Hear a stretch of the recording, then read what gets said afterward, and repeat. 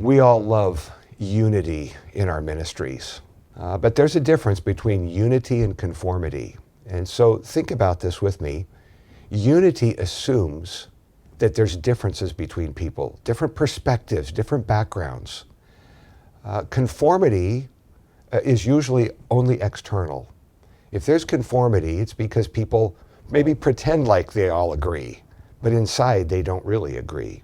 Unity means that we assume we're going to bring different perspectives to it, but that we're committed to the same core values. You want to create in your ministry a safe place for people to disagree, to say, hopefully, well, I have a different perspective on that.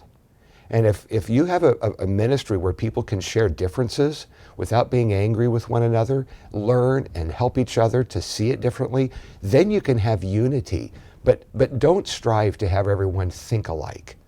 Abraham Kuyper, who was a theologian from a couple hundred years ago, he was really big on teaching sphere sovereignty, it would be called, where different spheres have different influences and see things differently.